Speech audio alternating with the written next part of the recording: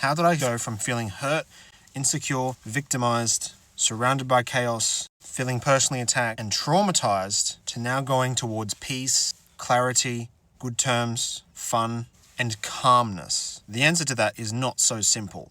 So the best thing you can actually do is surround yourself with pain. You need to surround yourself with the pain, and you have to get very comfortable with the pain, and you have to actually put your heart in the pain. And I can liken this to learning how to drive a car, because this is something I'm very familiar with helping people figure out.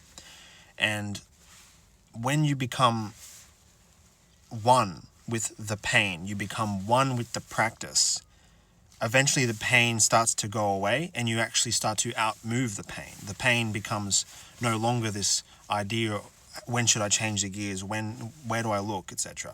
The pain becomes making sure that no one else fucks you up. The pain becomes making sure that you don't fuck anyone else up. So when I think of this, I liken this to your partner yelling at you, verbally abusing you, doing things behind your back, betraying you even. And so when you have a partner or a romantic interest who does these types of things, rather than be afraid of that car that's vibrating when you're trying to change gears and you just freaked out, what we need to do instead is learn how to actually lean into that, how to sort of fall into that, and not in an accidental way. Everything needs to be deliberate, because we don't want you to accidentally hurt yourself. What you want, if your partner is chucking a hissy fit, blocking you, stonewalling you, doesn't want anything to do with you, it's so important that we respond accordingly in an appropriate manner. It's important that we seek to learn and understand where the other party is coming from. It's important that we be empathetic to the other party.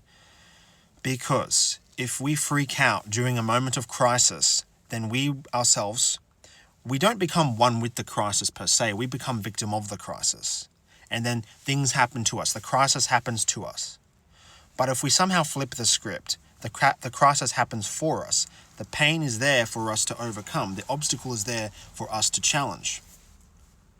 The obstacle is not there to crush. The obstacle is there for us to warp and become one with. The law of compound interest, otherwise known as manifestation. You can, over a long period of time, manifest a certain outcome. You see, these outcomes that happen out of nowhere are a result of things that happened a long time ago. So if a relationship crumbles to pieces, it is because of the law of compound interest, which is just a variation of manifestation. If, on the other hand, you had done a lot of things to build up to this glorious relationship, and the relationship just so happens to build itself up, that is a result of manifestation 101, law of compound interest at work. What do you think would happen if you were to keep learning how to drive a car every single day, or even a week, even just once a week?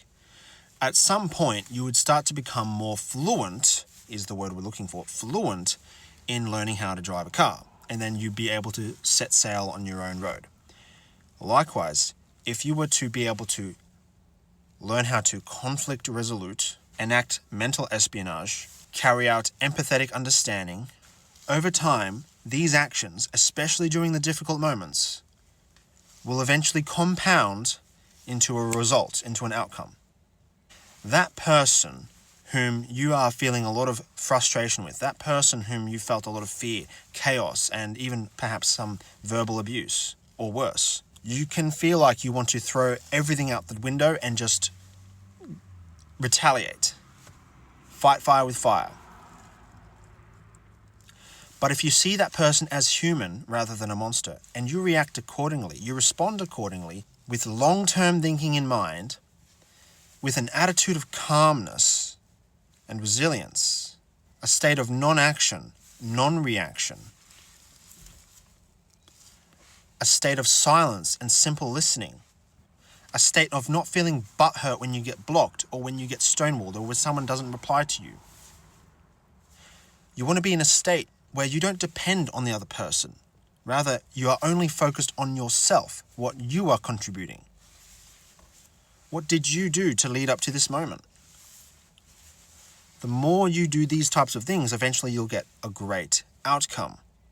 And this is true for business too. If you have a business that you're trying to grow, and for many years it feels like it's going nowhere, it is important to look at the feedback. But at some point, you'll get customers out of nowhere. Your business will boom because of the law of compound interest. You don't want to give up when things are the hardest. You don't want to give up when you're in the dip, in the valley of despair. That's when you actually keep going and you just basically put yourself on repeat mode. When you go to the gym and you're trying to get muscles, at what point do you become strong? Well, there isn't actually a specific point.